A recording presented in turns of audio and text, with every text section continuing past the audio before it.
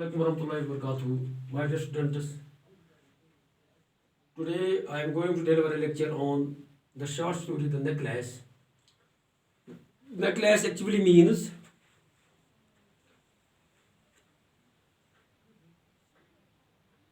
a chain which is worn around your neck. The story is written by Henry Rand Albert Guy Maupassant.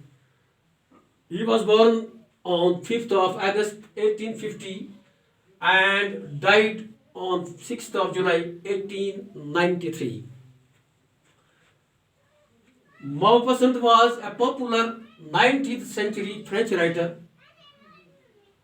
considered as one of the fathers of the modern short story. His well-knit plots greatly influenced Somerset Maugham and O. Henry. Decades from 1880 to 1891 are most fertile periods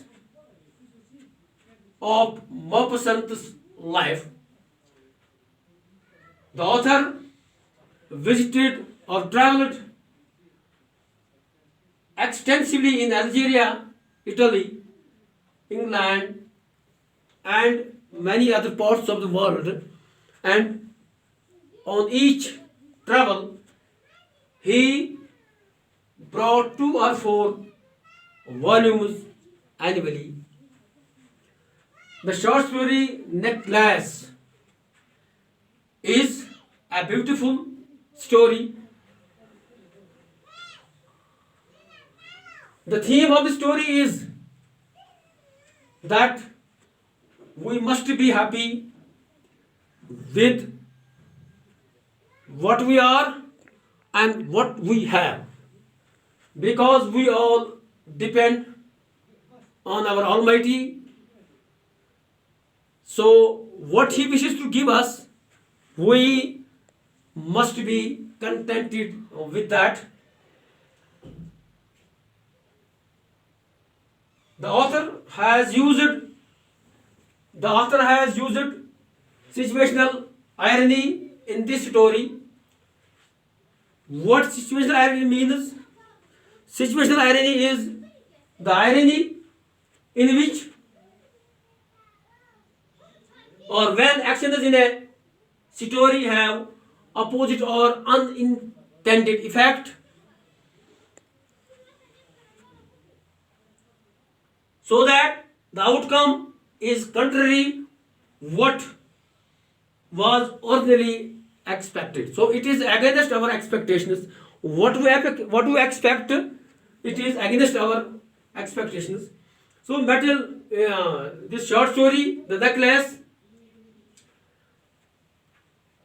is about a beautiful and pretty girl, Matilda,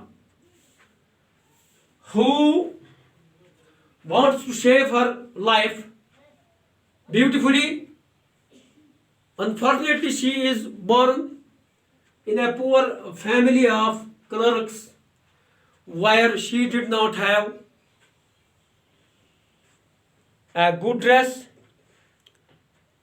good meals to eat, a beautiful house. The house in which she lives has shabby walls, untidy.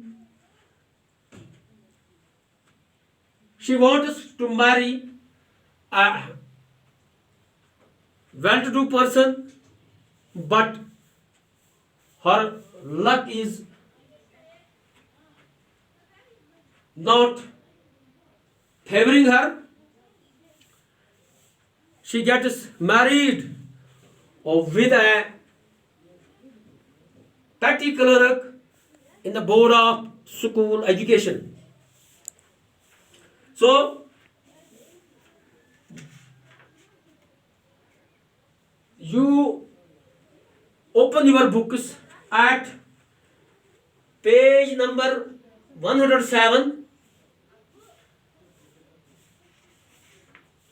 From the first para of the story, she was one of those pretty young ladies born as if through an error of destiny into a family of clerks. Her father, being a poor man, did not provide her a dowry, and so she did not have hopes or means of becoming known, loved, and married by a man, either rich or a popular person, and she allowed herself to marry a petty clerk in the office of the Board of Education. She was simple, but she was unhappy. She suffered without, she suffered instantly. That means without interruption, constantly, feeling herself born for all delicacies and luxuries. She did not have a beautiful house. The house in which she lived was untidy, the walls were shabby, and there were worn chairs.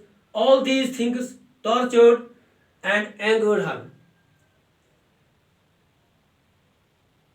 When she used to sit for the dinner opposite her husband, she was saying, "Oh, the good pot pie." She loved delicacies. She loved good dresses. She would think of elegant dinners of shining silver. She thought of a beautiful food which was to be served in marvelous dishes. She had neither frocks nor jewels, nothing, and she loved only those things. She also had a rich friend, a schoolmate at the convent, who she did not like to visit. She suffered so much when she returned. She wept for a whole day from despair and disappointment. So once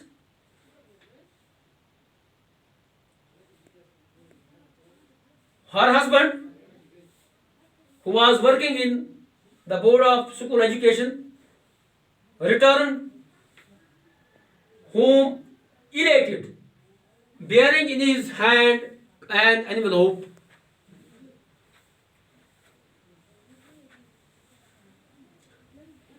When he reached his home, he called upon her wife and told her, "I have brought something good for you." Matilda quickly drew out, came out, and when she saw the envelope in which they were invited for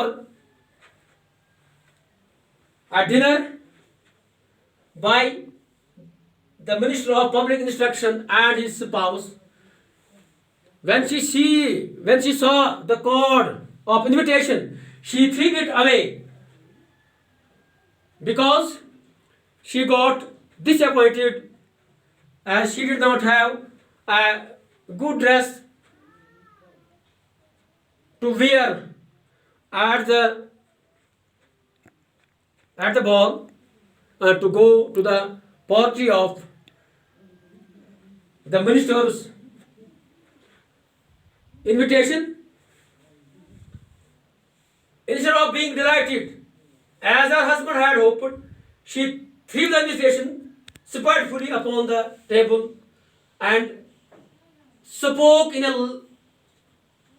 feeble voice, "What do you suppose I want with that?" Her husband hoped that his wife may become happy to see the invitation card, but instead of that, she became spiteful, she became angry because she had a weakness of jewelry. She did not have a good jewelry to attend the party. So she became angered. The husband told her that he thought it would make her happy, but she did not become happy. She told her that the employees are not given such chances. So I have got a beautiful chance and you will accompany me. And you have no chances to go out to see the outside world. Now you have the chance. You have a good occasion to go to the outside world and see what nature has bestowed the people outside. She had no dress to attend the party. He had not thought of that. He stammered. Why? The dress you wear when we go to the theater. So you can wear that dress and attend the party. It seems very pretty to me. But her wife became dismayed. She was sad. So when her husband saw this, he told her wife, "What is the matter with you?